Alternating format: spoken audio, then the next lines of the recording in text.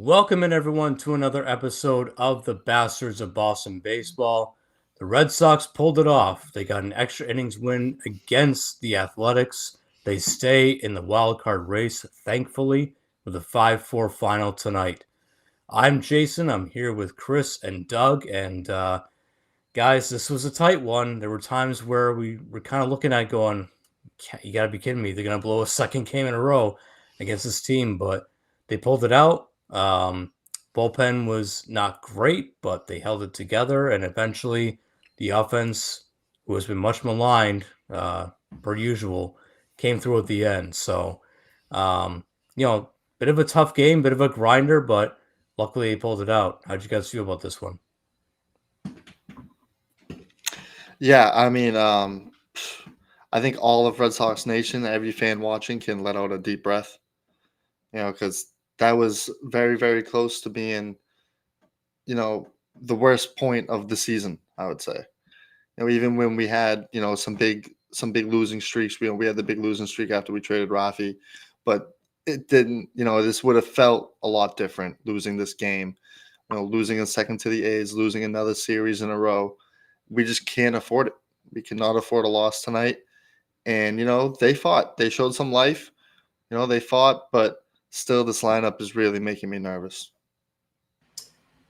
Yeah, I think about you made the point about Rafi, right? Like when we got rid of him and then we went on a little bit of a losing streak. I think it was 6 in a row. Yeah, it was 6. Yeah. It felt like a million, but yeah, 6 in a row. But the difference was we weren't in a playoff position. We were chasing one, and I don't think we had the aspirations that we do at this point. And we're literally in the final 2 weeks of the season, maybe even less at this point. And we're in a playoff position, although pretty close to not being in one. I guess my take on them fighting for a third wild card going for that Toronto doesn't look like such a hot take now at this point, because the reality is, like you said, all of Red Sox Nation right now, yeah, we could sigh with a deep, relief, breath, whatever you want to call it, but our heads are going to hit the pillow when we go to bed, and we're going to start crunching numbers, and we're going to start thinking, what are the odds that if we need, 6, 7, 8 chances with runners in scoring position just to get one run across the plate, that's not sustainable for the rest of the regular season, let alone once you get to the playoffs. It's a great point. And, last night that reared its ugly head, right? They were so bad with runners in scoring position, and they lost a 1-run game. Tonight, a little bit better, but still, they had opportunities to blow this game wide open, and they fumbled it. They had bases loaded again with nobody out, it was 2 on with nobody out, but still, they had plenty of opportunities, and guys like Bregman just not quite delivering, and, Jarren Duran woke up, they put him back in the leadoff spot, and lo and behold, he has 3 hits. I don't know, maybe keep him there. Maybe stop screwing around with Jarren Duran, put him back in the leadoff spot where he's comfortable. But it felt uneasy. Giolito was uneasy. Only made it 4 1/3 in this one. He was kind of battling the whole way, had to get bailed out by some good defensive plays. So it's still, even though they won, it was a very uneasy win. It was a very uneasy game. When they were down 4-2, I was honestly sitting there thinking, okay, this is it. They're just going to blow it.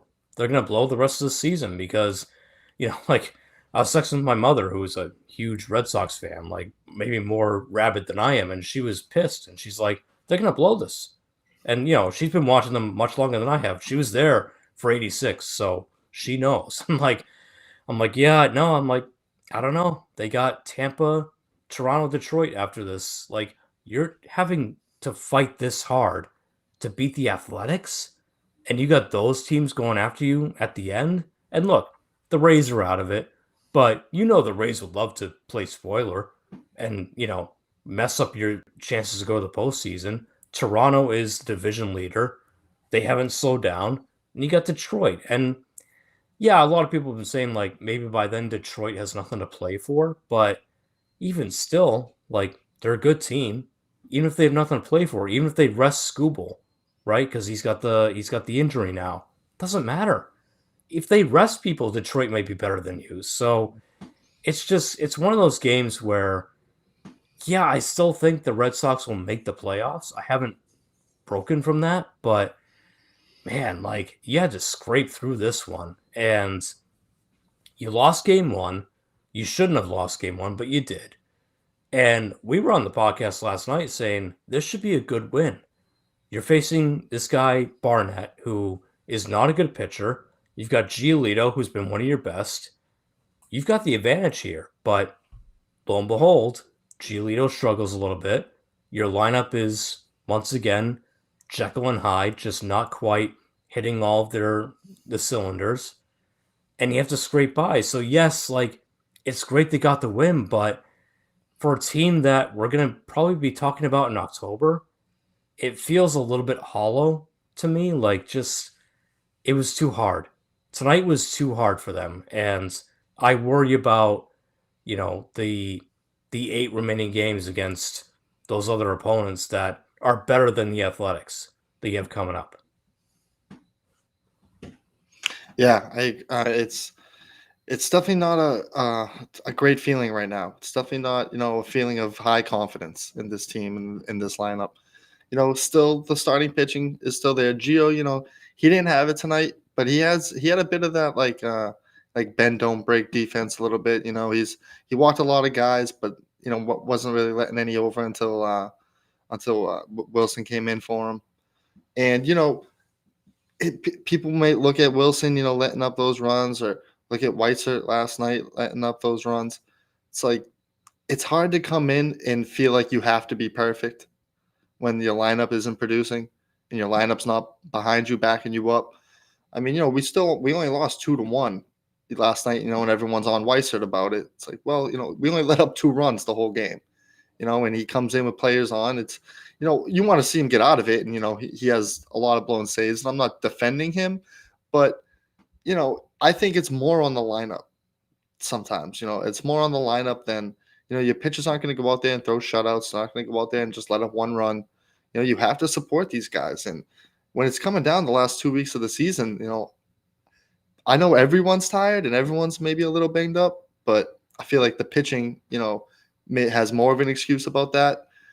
And you're right, Brett. It was great to see Duran in the leadoff spot again. He looked energized tonight, and he was the only one, but he definitely looked it. Yeah, it's a fair point as far as the expectations of the pitchers to just be perfect every single night. I mean, it really feels like these pitchers basically are like goaltenders in hockey. It's like, all right, go and pitch a shutout because your offense is not going to put a puck in the net. That's how it feels every single night.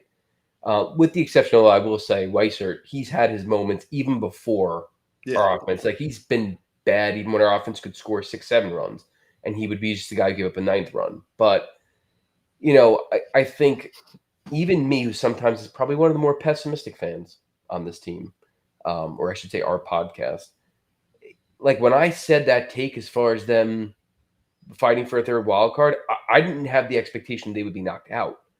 It was like, all right, they might go from 2nd to 3rd. Nothing is breaking our way right now. Every night, and even the broadcast said it, like tonight, and they said it yesterday, and it feels like every night, the teams we need to lose win, and we find ourselves in these predicaments every single night where we're fighting with teams that are so far removed from the playoffs. And then you watch the Yankees take care of business. They're just beating up on teams. And I know they lost the Twins the other day, but for the most part this season, they have feasted on the teams that they should beat. And lo and behold, we started thinking about a week ago, oh, Detroit and Toronto, they might have this thing wrapped up so far that they know they're seeding. They're not going to be having anything to play for. Well, lo and behold, they're also one's on a 2-game losing streak. The other one lost. So they're probably going to both be fighting for that first seed, which is big because you don't have to play in that first round. And who the hell wants to play an extra round? I know some teams go, oh, I'd rather be playing baseball because of momentum. But let's face it, momentum in baseball only goes as far as your next starting pitcher. It doesn't exist like the other sports. So having that time off, I think is a good thing for teams for the most part. But the other thing that's really driving me crazy when we think about the offense is it feels like, especially when there's runners in scoring position or just even ducks on the pond in general, every person that comes up is immediately 0-2. I don't know if you guys noticed this. When there's no one on base, we fight off pitches. We're fouling them off. It's a 10, 11, 12 pitch at bat. As soon as there's someone on base, 0-2. I'm like, what the hell is going on? It's like we completely just lose our fundamentals. We have no game plan and we panic. We're swinging at the first pitch, hoping we run into one and that the pitcher makes a mistake. And half the time, these pitchers are either at their feet or 3 feet out of the strike zone, either way. And I just, for the life of me, I don't understand how the hitting coach is not doing anything about this. Because this isn't just a one-night thing. It's literally been like the last 2 months, and it's an every night thing as the games get bigger. And I don't know what the solve is other than you got to have some sort of preparation going up to the plate, and you got to figure it out because this is not going to fly. Like, I'm with you, Jason. If I had to bet, I'd say we probably make the playoffs, but I wouldn't be shocked if we didn't. Not when we're struggling against the A's at this point, and the teams that are behind us are winning, and the teams ahead of us that we still have to play are losing and still will have something to fight for that are just better than us, to be honest. It's a great point. And like we talked about it on the show last night that this lineup is lacking that middle of the order, just power menacing bat. And you had him, you decided to trade him away. That's Rafael Devers. He's gone now. Roman Anthony, who looked like he might have been able to at least somewhat slide into those shoes, and not power wise, but in terms of a good bat, he's out. You don't have a guy like that in your lineup anymore. Alex Bregman has kind of turned into a pumpkin. And I want to get into more of him later because the whole thing with him being like, I'm all about winning, but I'm also going to talk about my contract while the team's in a playoff race and all this, I think is kind of BS. But whatever, he's gone a little bit backwards. Duran's been up and down and, he's been moved around the lineup. Like, you can't afford to be doing that. And, it's with the runners in scoring position, like, Chris is right. They just go down 0-2. And it's almost like they're looking for the perfect pitch to hit the grand slam. Like, you don't have to do that. Just manufacture some offense. Like, Will Middlebrooks talked about it on the broadcast last night with when Rafael was up with the bases loaded, nobody out. It's like, you know what? Rafael's been struggling. Don't worry about it. You don't have to hit the big home run that we know Rafael likes to hit. Just get a ball in the air, get a run in. Like, move the offense along. Or even if you hit a ground ball and it's a double play, that's fine. You concede now. You can see 2 outs, but you get a run. Like, against a team like the Athletics, that's all you need. And it feels like the Red Sox just don't have a feel for that. Like, every guy's going up there with his own agenda. With Bregman, it's, I want to launch because I stupidly talked about my contract and I want to make more money and I got to hit home runs. With Rafaela, it's, I'm the guy that has the energy on this team. I got the ice in my veins. Like, I've got to hit the grand slam every time. I can't just hit a sac fly. Like, it's too much of like individual efforts in terms of just team stuff. Again, you've got, I forget what inning it was, but they had 2 guys on, nobody out. And I think they were down at the time. And just, instead of moving runners over, instead of just playing fundamental baseball and trying to manufacture runs, every guy went up there swinging out of his ass. That's what this team does. Every batter goes up there swinging for the downs. And it's just not sustainable. And I think, credit to Tyler Milliken, like, I think he put up a stat that, like, the Red Sox are towards the bottom of the league in terms of productive outs, right? Like, in terms of runs scored based on productive outs. And that's easy to quantify. It's sac flies, infield outs, bunts, whatever, all of that stuff. The Red Sox are towards the last in the league at doing that. So, we've talked about it before. Like, they play small ball, but they're not good at it. Like, if you don't get the sacrifice outs, if you don't get the productive outs with runners in scoring position, and you have no power in your lineup, and you don't have guys that are just willing to put the ball in play and make, get the chains moving, then you're not going to score. And that's why they don't score. Now, tonight, did they do so bad? No, they scored 5 runs, they won. Great. Okay. But you look at last night, You lost 2-1.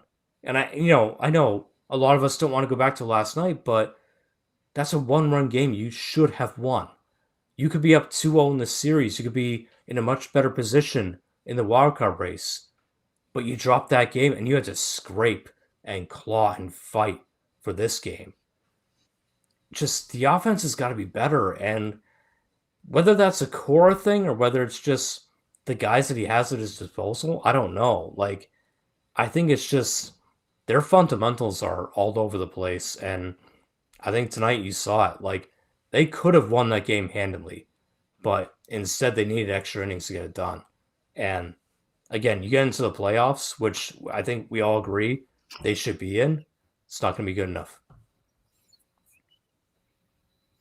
Will said the same thing tonight too. I forget. I think it was maybe after the inning you're talking about. We had first and second. I think no outs, and he said everyone's just going up looking for the home run. And I really think our hitting approach really needs to be questioned. I don't know who's really in charge of that. It's hard to figure out who's in charge of anything right now with the Red Sox. Well, what's coming from where? If it's coming from Cora, the hitting coaches up in the offices, it's hard to know at this point. But it looks like everyone's just going up there, swinging out of their shoes, and I think it could be said that that's why Roman gets hurt swinging a bat. He's going up there swinging as hard as he can at a pitch. It's but you're bound to hurt something eventually. I think when you're going up there swinging as hard as you can every time, just looking for the fences. And this team is in a position, and the GM and coach have us in a position where now we are a small ball team, but we don't know how to do it, like you were saying.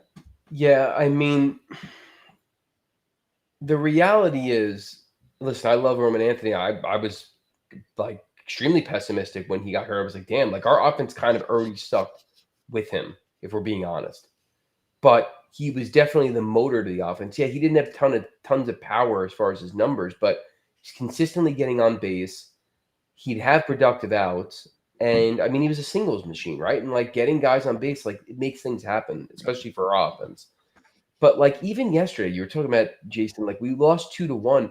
That's a game we could have blew them out. Like there was another game where we had a million left on base. Today, yeah, we win 5-4. But this game could have been 12-4. I mean, crap, if we just got a base hit with the bases loaded, one of the 9 other times that we had second and third or first and third with no one out or one out, I mean, this could have been absolute blowouts. And the fact that if our offense is this bad because we're missing Roman Anthony, and again, this is not an indictment on Roman Anthony. It's more of an indictment that if that's what it takes to win, that you need that one player to make this team better or that much better, like it's Craig Breslow, but like what are we doing? You need a rookie that we called up a third into the season to literally carry this team? Like, are you kidding me? We're not the Kansas City Royals. We're the Boston Red Sox. We're a top 3, worst case scenario, top 5 market in Major League Baseball. We have the means and resources. This should not be an issue. So figure it the hell out. That's one. 2, one thing you said, Jason, and I don't know if this is the case, but I'm kind of speculating here only because I watched it happen here in New York. What pisses me off with the Bregman thing, because I wouldn't doubt that Scott Boras probably leaked that information because he did the same thing to Pete Alonso, and I live here in New York, so I watched it happen to Mets fans because my brother's a Mets fan. And he opens his big mouth, and now the player has to speak to it because no one's going to talk to Scott Boras, right? They're going to ask the player, and it puts them in a bad spot. But like with Pete Alonso, he did it for the whole year. He sucked, and he had some playoff magic. They went on a run. Ultimately, didn't win anything. But like to do that to Bregman, especially at his age, where he's at, coming off an injury, we're in the middle of the playoffs. You can kind of tell Bregman's pressing now at this point. So I almost wonder, like, is he feeling the pressure and being like, crap, I'm answering for this. He knows he's not doing well. And it only just continues to mount and mount and mount. And that's not an excuse for him because at the end of the day, he has enough experience, whether it's, major league experience and then just experience winning, frankly, that this should not be an issue. Like he should be able to snap himself out of it. But Scott Boras, just like, honestly, for anyone that's not in their prime, they should not have Scott Boras as their agent because that guy opens his mouth to try and get him dollars and cents, ends up costing his clients so much money by opening his damn mouth. But I digress on that. We need to figure out what this team can do to fix some of these woes for the rest of the season, but even long term, because the season will end at some point.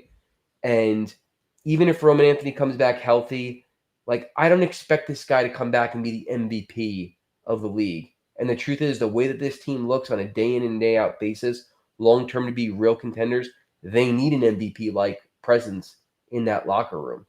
You know, we got the culture and the coaching type player with Bregman. That's one component, but we do need someone that's actually going to make things happen statistically.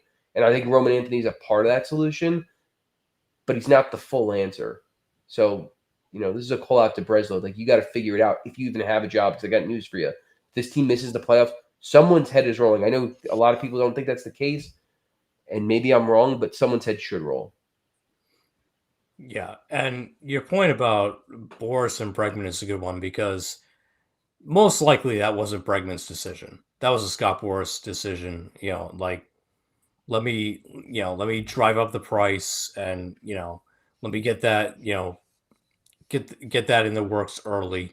Um, it's frustrating because, like, Bregman was seen as like a leader on this team, especially with the young guys, Anthony, Meyer, Campbell when he was here. And then that report comes out not only when the team is kind of, flailing a little bit and still in the wild card race, but like hanging on, but also Bregman has sucked ever since that report came out. And it's like, that's where I look at Scott Boras. I'm like, do you know your clients? Like, did you consult with Bregman before that? Did they agree, together? Like, yeah, let's put that out there. Let's leak this to Jeff Passan, because Jeff Passan doesn't just put that on Twitter out of nowhere. Like, we know this. He's a good reporter. He's not a Bob Nightingale. He's not a John Heyman. Like, he vets his sources very well. There's no way Passan reports that unless either Boris or Bregman or both told him directly, like, yeah, no, we're looking to hit free agency, and that's it. So I just question the timing of it. Why then? Why then, when the Red Sox are, yeah, they're in the wild card position, but it's not guaranteed. They weren't leading their division by 10 games. But Like, that's the reason why, Jason, because you know what? Boris is selfish prick, and Yeah. he went, okay, this is a team that literally hasn't made the playoffs in 4 out of the last 5 years, desperate and does dumb things. They're starting to flail. He's been their best overall player now that, everyone else is gone or hurt or traded. Let me get the most money while I can. And like you said, let me get the deal done now, because they'll do it out of desperation. That was his hope. Now, we didn't do the deal, and Bregman is now put in a position where he'd be an idiot to opt out, because no one is paying him the money we're about to pay him if he opts out with the performance that he's given us thus far. That obviously can change if things turn around, but that's the answer to your question. He totally tried to catch us with our pants down, take advantage of us, and it didn't work, and he ended up costing his client a lot of money. And you know what? Hopefully this is a lesson learned for Bregman, if he was complicit to this in any way, shape, or form, and to the rest of Scott Boris's clients, because this is the kind of crap that costs you hundreds of millions of dollars. And you know what? You'll be fine without it, but you're just screwing yourself, your reputation, and more importantly, you're screwing us as the fans. He's definitely been pressing since too. You can tell. You can see how frustrated he is on a game like tonight where he had some good contact. He hit that one liner, but it was just right to the left fielder. And you can see it, like, even that, he's just, he's like getting unlucky even when he is hitting the ball. And you can really see it on his face that he's definitely frustrated right now, and he's definitely not in a great spot, like mentally, physically, I don't know. But if he was anyone else, I think we'd be even more concerned. But with his playoff history, there's just a little bit of hope, I think, maybe. Like, you can leave the window open to be like, well, he's a veteran. He's been there before. He's a champion. I don't want to count him out for the playoffs yet. I don't want to. He's too good a player to just say he can't turn it around. But if he didn't have his resume that he has, I think it'd be, maybe even maybe even more concerning than it is right Yeah, now. Bregman's resume certainly works for him because, again, this is, we hope, a playoff team. So you want him playing in October. And yeah, like he has shown that he's a good leader. Like the young guys have taken to him. That's great. But is that worth $40 million alone? The fact that he's a good, as people put it, an assistant hitting coach to Roman Anthony and Marcelo Meyer and, maybe Christian Campbell at some point? I don't think so. Like, again, his numbers have been dropping ever since he got back from injury. And, it's tough. Like, he probably came back too soon. He still doesn't run very well. Like, he's trying to help the team get into the playoffs. That's tough. But, like, you know, for that to be the way it is, and also for you to leak a report saying, well, we're definitely in the free agent market, even though if we stay here, we can make $40 million. Like, that's no small number. I'm sorry. Like, that's nothing to sneeze at. So for him to him and Boris to leak that, it's weird, especially when in spring training he was all like, I'm all about winning and I'm a winning player and I want to be in a winning organization. Okay, well, if you care about winning, then why are you talking about your contract in August, September, when nothing's really set? Like the playoffs haven't even started yet. And like if we get into the playoffs and Bregman goes, 0 for 16 and the Red Sox get dumped, well, how's that going to look? Like, how's that going to affect free agency? So I just thought the whole timing of it was really weird. And I don't know. Look, you're going to need him, like you guys said. And that is true. So hopefully he comes through and we'll deal with the free agency part of it afterwards. I still think he's going to opt out.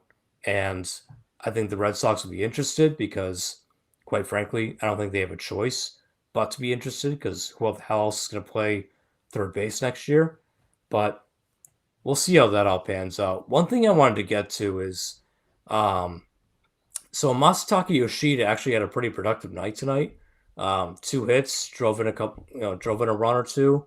But we're facing a choice here where Willie Abreu is going to come back. And we were hoping it'd be for the Oakland series. Now it seems like he's coming back for the Tampa series.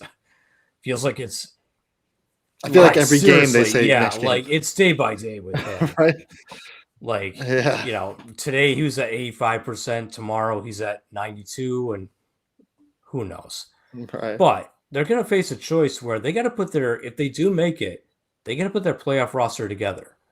And the playoff roster, as far as I know, has nothing to do with salaries or anything. It's just active roster guys by a certain date. Who do you want on the roster? Do you guys want Yoshida on the playoff roster if they make it? Or would you rather like a Nick Sogard or a Nate Eaton? So I'll answer that question, but I do think there's one more point to make about the Bregman stuff we were talking about that I think is important. And it's a devil's advocate point. We've talked about, and I've been one of the biggest proponents of his success in the playoffs, right? And hopefully we will be there. The more and more that I watch him and his struggles, and then the more and more that I look at our team, you start to kind of realize that he had a lot of success, but he also is not going to have a Correa, and he's not going to have any of the players that were on those teams that went to World Series behind him, not with this team, especially now that Anthony's out. That's one thing. And the second point is that where his value really is outside of the coaching part is he's the perfect type of player to have on your team to get the names that we have not been able to get the last couple of off seasons, right? Because he's a good enough name and player where it's like, oh, I want to play with that guy. But he's not big enough and good enough where it's like, oh, I'll never be the guy because he's there. Like, let's face it, there's a big reason Soto didn't go to New York is because he was all about he wanted to be the guy. He was never going to be the guy with Judge. And Bregman's the type of guy where he's more like, oh my God, I can't think of the shortstop on the Mets. Please, someone help me. Lindor. He's more of like that caliber, really good player, but like can easily be usurped as the best player if you bring in the right name. So that's why I think Bregman on the Red Sox is a good fit for both parties because we need to bring in some real talent. Now, to answer your question, let's face it. If we were playing a good team, Yoshida's ball today, yeah, maybe he gets the RBI because there was only one out. he's out at first. I mean, he's like a turtle going down the line. And that ball, honestly, it was hit so weakly is the only reason why he was safe. Because that was one of his normal, it's going to second for a double play. The only reason it wasn't is because it was going a half mile an hour, a mile an hour slower than normal. But in the playoffs, a good team, that pitcher's going to be there or the first baseman's going to be there and he's going to be out. And maybe there's 2 outs and now you don't get that RBI. Yoshida seems like a really nice guy. He seems like he's streaking in himself. He's able to put together good at bats when you don't need them. And then when you truly need them, it's usually a softball to first base, second base, out, double play, whatever the situation is. And we don't get any runs. I would put anyone on this team at this point over Yoshida because you know what? Nick Sogard, Eaton, yeah, there's a chance Yoshida's ceiling is higher offensively than either one of those players. But defensively, not even close. Both of those guys have speed, are athletic, and are pretty sound defensively. Yoshida looks like a duck out of water when he is playing defensively, any position. Like, even just watching him run down the first base line, he looks like he's never played baseball. So, love the guy as a human being. Keep him away from this playoff roster if there is one. Yeah, I totally agree, especially with the point about them being able to play the field and have flexibility there. Because if Yoshida's in the lineup, he has to be DH, and that's it. You get Eaton, you get Sogard. Maybe Willier is not feeling 100%, and he can DH and then you can put one of them in right field. You can't do that with Yoshida, and Yoshida comes up. You're praying that he can get what he did tonight, just those slap hits that he gets sometimes to right. If he doesn't get that, I can't believe he beat that ball down the first baseline. It was just slow enough to pull the guy off, and the pitcher was late getting over. It was kind of like everything had to happen for him to be safe there. But yeah, he can have 2-hit games like this. He can have nights, but when it comes down to flexibility with the roster and the lineup, I would rather see Eaton and Sogard in there over Yoshida in the playoffs for sure. Yeah, I'm with you guys. I see no reason if Abreu is healthy and he's back in right field, manning his position, even as you mentioned, like if Abreu has a DH because he's still kind of working his way back, that's fine. Put Refsnyder in right like he did tonight. Right. Like he's fine out there. He can do it. I'd much rather see Nate Eaton, who has good sprint speed. I don't know how good of a base stealer he is, but he's very fast. Gives you a professional at bat for the most part, and plays good defense. And he can play the infield if you want him to. He played third base earlier this year, so he's versatile. I'd rather him. I'd rather Nick Sogard. Nick Sogard is good defensively. He's not a joke at the plate. Is he the best hitter? No, but I'm sorry. Like, we're talking about Masataka Yoshida, who, yeah, he had 2 hits tonight.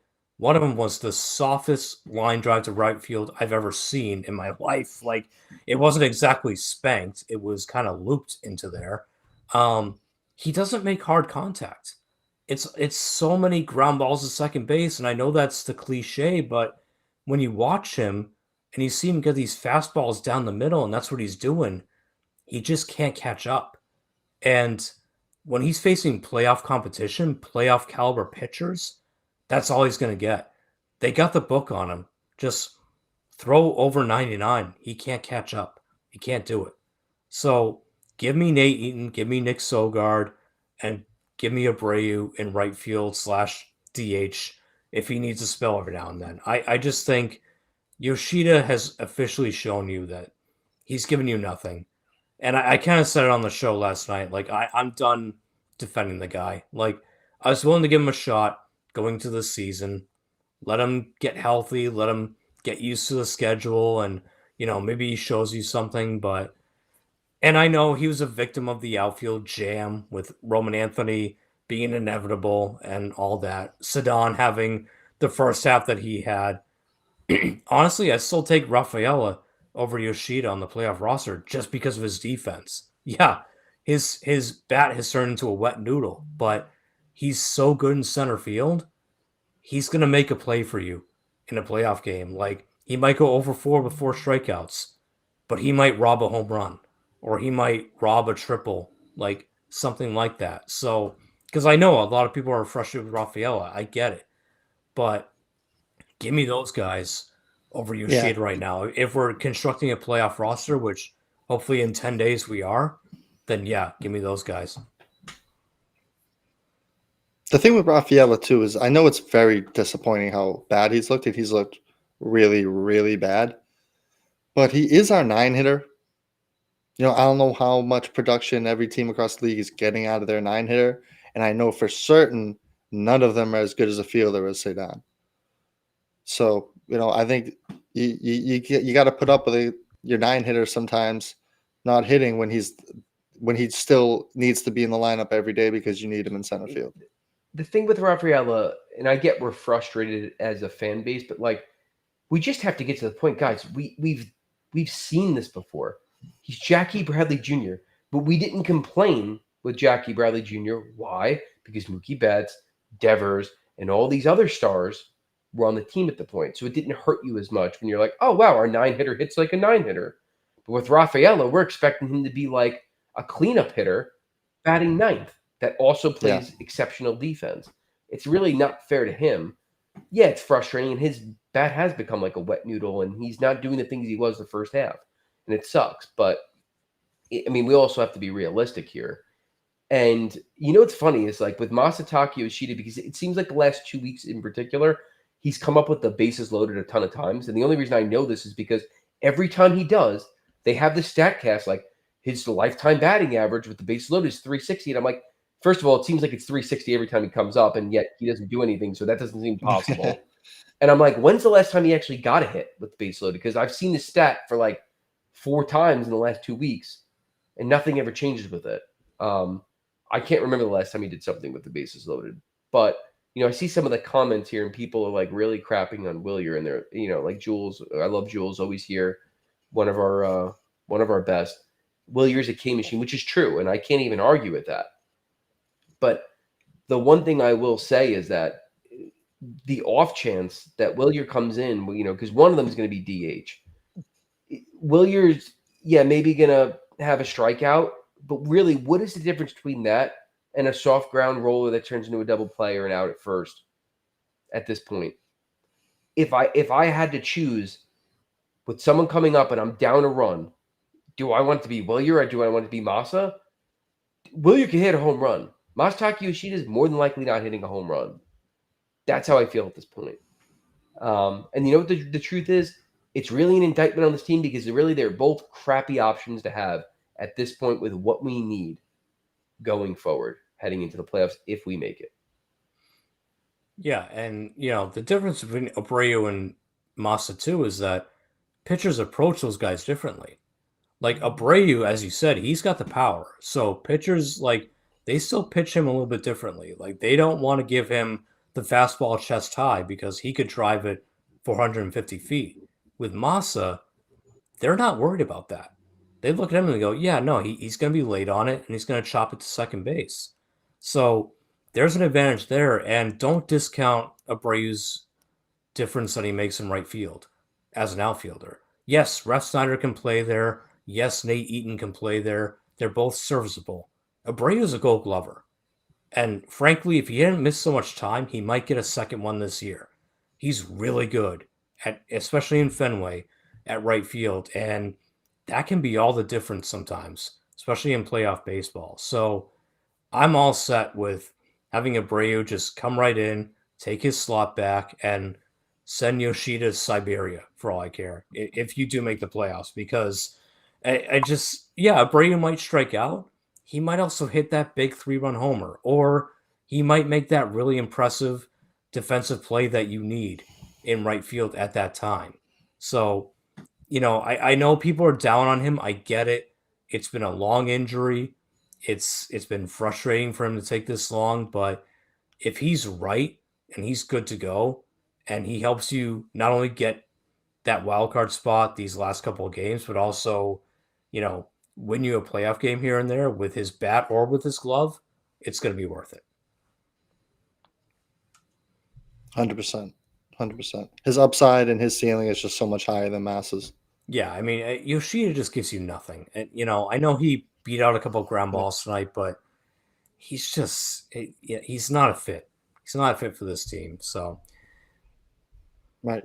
Even if Massa could have a better, batting average throughout a playoff series, it's like Abreu might have, his few hits might be home runs and RBIs, and he might throw a guy out trying to get to third, and those upsides just put him over the edge of over Absolutely. Yeah, Massa. and honestly, as good as his batting average might be, it's never going to be good enough, and this team's not good enough to take advantage of it. To be honest with you, like our offense just isn't good Yeah. enough. Because even if he was batting over 300, like I could see him just hitting singles. No one's on, no one drives him in, and it's very one dimensional, right? And I'm not saying that Abreu is this like 4-dimensional player, but he's not half or one dimensional, and that's what Masataka Yoshida is at this point. Again, nice guy, but he doesn't fit the roster construction that we need moving forward, especially with the team that we have right now and what we need to do if we make the playoffs at this point. So I think you just gotta cut bait with him and we move along. Yeah, I agree. Agreed. And one last point I want to make on Rafaela before we get to the pitching matchup for tomorrow afternoon games. Rafaela, he's still young. I think he just turned 24. There were reports earlier, and there's rumors that he has trouble keeping on weight or putting on weight as the season goes on. I don't know if it's because of his workout regiment or whatever it is, but you can see like he's not a big guy. He's never going to be a big guy, but he's young. He's 24, 23, 24. Like by the time he's 26, 27, he might bulk up more. He'll figure that out. Like he's obviously got power. He's got natural power. We've seen that. And he's a good athlete. So look, I'm not telling you he's going to turn to Mike Trout, where he's this big, bulky guy that hits 40 home runs a year and still plays, phenomenal defense in center field. But I would just say to Red Sox fans, he's under contract anyway. He's already a Gold Glove center fielder. Give him time. It's very frustrating. I get it. When he's hitting like 100 over the month of September when you're in a wildcard race, yeah, super frustrating. But he's young. He's still kind of figuring out how to grow into his body, how to, properly train. So I think Rafaela in 2 years is still going to be a major part of this offense. And I think the offense will come more consistently to him. Like he'll be stronger at the plate and he'll still be just as good defensively. It's going to take time. It's not going to be instant. He's not Juan Soto. Like it's okay. They don't all have to be Juan Soto. It just might take him time. So be patient with him. The defense is still there. I still think and again, as Doug mentioned, he's your number 9 hitter. It's okay. Yeah, the slump sucks, but he's your number 9 hitter. Like, be patient with him. Well, I mean, he has enough power for his size and build anyway. I mean, when he connects, I mean, he hits some moonshots, but really he just needs to work on his plate discipline because sometimes it looks like he's golfing instead of playing baseball with the swings. But to be honest with you, I actually think the fact that he has more of a lean prototype actually helps him defensively. He's a lot more shifty and able to move laterally without having those issues. And when he runs into things, it probably doesn't hurt as much, and he's less likely to tear something because of his build. So there's definitely advantages to it. But yeah, I mean, he is what he is. I think we just need to appreciate him for what he is. Absolutely. Yeah. All right. Well, we got the series finale against the Athletics tomorrow. Brian Bayo going up against JT Ginn. This is a 135 start on the East Coast. So, we got a split series so far. How are we feeling about the finale, guys? I like Bayo in this spot. I like Bayo. He didn't show his best stuff his last couple times, but I still trust Bayo in a big spot in a big game. And he's given me no reason not to believe in him.